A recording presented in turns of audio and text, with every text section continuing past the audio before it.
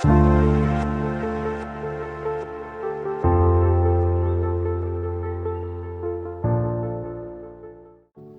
दोस्तों, welcome back to the channel perfume theory.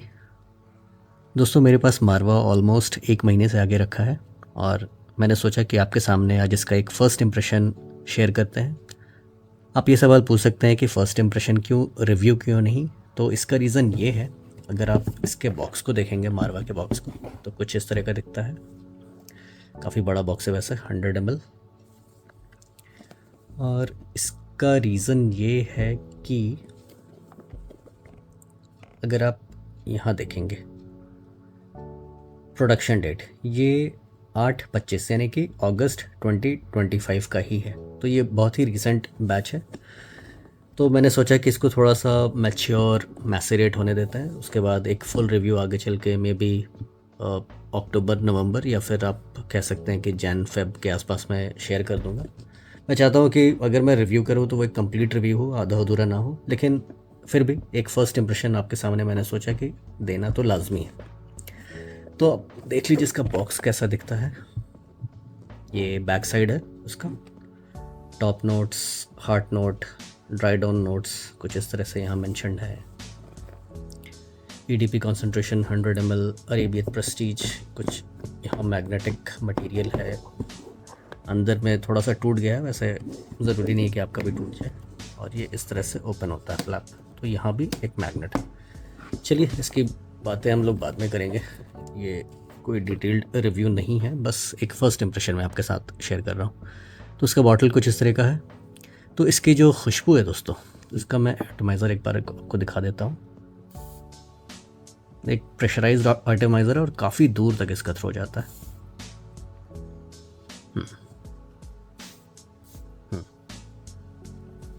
और ये भी वैसे लुई विटॉन के इमेजिनेशन से इंस्पायर्ड है, बल्कि मैं कहूँगा कि क्लोन है उसका। इंस्पिरेशन तो एक होती है कि आप उससे मिलती जुलती खुशबू से कुछ अपनी खुशबू बना रहे हैं, लेकिन क्लोन का मतलब होता है कि आप इसको just as it is copy कर रहे हैं। तो यहाँ पर मैं कहूँगा कि Marwa is a clone of imagination, but it is a well made clone, यानी कि अच्छे से बनाया गया है। ऐसा मैं क्यों कह रहा हूँ? परफॉर्मेंस की बात अभी नहीं करूँगा, बस एक अभी खुशबू की बातें करते हैं। खुशबू की बात ऐसी है कि ये जो परफ्यूम है मारवा, मुझे इमेजिनेशन के सबसे ज़्यादा करीब लगा अभी तक जितने भी मैंने ट्राई किए हैं। वैसे 3-4 मैंने ट्राई किए हैं, तो उनमें से सबसे ज़्यादा करीब जो सेंट प्रोफाइल है मुझे मारवा की लगी। अब इसमें जो ओपनिंग में मुझे वही एक बर्गमॉट, लेमन, थोड़ा सा मिठास भी आपको मिलता है। तो यहाँ पर आपको सिसिलियन ऑरेंज, बर्गमॉट और लाइम लेमन जैसी खुशबू मिलती है टॉप में। यहाँ जिंजर भी काफ़ी प्रोमिनेंट है, काफ़ी निखर के आता है जिंजर का एक जो नोट है।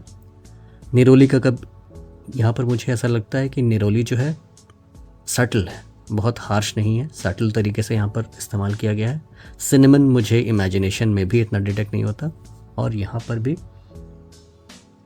मुझे लगता है कि एक हिंट ऑफ सिनेमन है, एक टच है, लेकिन आपको वो पता नहीं लगेगा। एक एक्सपीरियंस नोज़ी उसको कैच कर सकते हैं, लेकिन जो भी आप देखेंगे कि इमेजिनेशन हो या फिर उसके अल्टरनेटिव्स हो, तो सभी लोग वहाँ सिनेमन का यूज़ करते हैं, लेकिन वो दालचीनी की नोट आपको नहीं मिलती। तो यहाँ भी वैसा ही है, लेकिन वही बात है कि स्पाइसेस में अगर आप कुछ टच ऑफ एक एलिमेंट डाल रहे हैं तो आपकी नोज़, आपकी नाक उसको पकड़ नहीं पाती। मेरी नाक तो सिनेमन नहीं पकड़ पाती यहाँ पर, लेकिन यहाँ पर मुझे सोपीनेस काफ़ी अच्छा मिलता है, वो निरोली से आता है। और कुछ सिट्रसी नोट्स हैं, जिंजर का एक फ्रेश स्पाइसी नेचर है, वो आपको मिलेगा जैसे कि आपको इमेजिनेशन में मिलता है।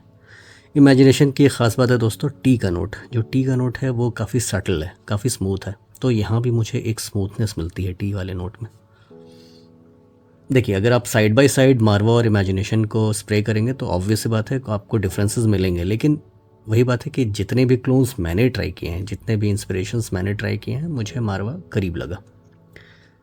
और साथ में थोड़ा सा आपको कुछ यहाँ पर एक एम्बरीनेस मिलता है, ओलिबैनम का एक आपको नोट मिलता है, कुछ वुडीनेस मिलता है। ओलिबैनम में आपको कुछ लेदरी, स्पाइसी, बल्जामिक ऐसे कुछ अंडरटोन्स मिलते हैं। एम्ब्रॉक्सन थोड़ा सा इसको प्रोजेक्टिंग बनाता है। तो कुछ इस तरह की इसकी सेंट प्रोफाइल है। परफॉर्मेंस की अगर मैं बात करूँ, बस एज अ इनिशियल इम्प्रेशन अगर मैं परफॉर्मेंस की बात करूँ तो मेरे स्किन पे ये सैडली इतना अच्छा परफॉर्म नहीं कर रहा। 3 से 4 घंटे मैक्स टू मैक्स रहता है। तीसरे घंटे के बाद मैं इसको डिटेक्ट नहीं कर पा रहा हूँ। लेकिन एस्टॉनिशिंग पार्ट, सरप्राइजिंग पार्ट ये है कि मेरे कपड़े पर अगर मैं इसके 7 से 8 स्प्रेस कर लेता हूँ तो 24 आवर्स तक लास्ट करता है। यूजुअली ऐसा होता नहीं दोस्तों, क्योंकि मैंने और भी फ्रेगरेंसेस ट्राई किए हैं, जैसे कि जॉन लो सीरीज़ है मैसन एंड अम्ब्रा के, वो भी लुई विटॉन के ही इंस्पिरेशंस है। इमेजिनेशन में वैसा कोई है नहीं इमेजिनेशन का, वो लेमन सिटे है, आफ्टरनून स्विम का है, और जीन पैसिफिक चिल का है, जीन लो वाइब।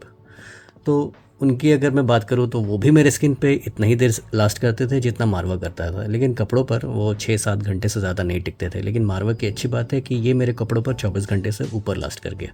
प्रोजेक्शन भी इसका अच्छा है, अगर आप कपड़ों पर लगाते हैं तो ये 2 घंटे तक प्रोजेक्ट करता है। तो इसीलिए मैंने सोचा दोस्तों इसको थोड़ा और टाइम देते हैं, देखते हैं कि स्किन की लॉन्जिविटी थोड़ी बढ़ती है कि नहीं बढ़ती। लेकिन इनिशियल इंप्रेशन इज़ गुड। कपड़ों पर ये 24 घंटे तक लास्ट कर रहा है तो ये अच्छी बात है। यानी कि अब ऐसा नहीं है कि वो एक कॉटन हगिंग स्मेल है, 10 घंटे तक वो प्रोमिनेंट रहेगा। 10 घंटे के बाद भी आप उसको डिटेक्ट कर सकते हैं। आप चलेंगे फिरेंगे तो वो जो बबल है वो आपके साथ रहेगा। इसका मतलब अगर आप उसको अचानक से स्मेल कर रहे हैं तो हो सकता है कि आपके आसपास से कोई गुजर रहा है या आपके आसपास कोई आ रहा है 10वें घंटे के बाद, तो भी वो आपको आपकी खुशबू को वो डिटेक्ट कर सकता है। तो ये मुझे अच्छी बात लगी मारवा की। अगर मैं एक क्विक कंपैरिजन के लिए आपको कहूँ कि एक्वा दुबई या फिर फ्रेंच टोबैको जो इब्राहिम अल कुरैशी का, उसके कंपैरिजन में कैसा है, तो मैं कहूँगा कि उन दोनों के कंपैरिजन में ये थोड़ा सा सॉफ्ट है, सॉफ्ट साइड पर है। एक्वा दुबई थोड़ा सा ज़्यादा लॉन्ग लास्टिंग है मेरे नज़र में।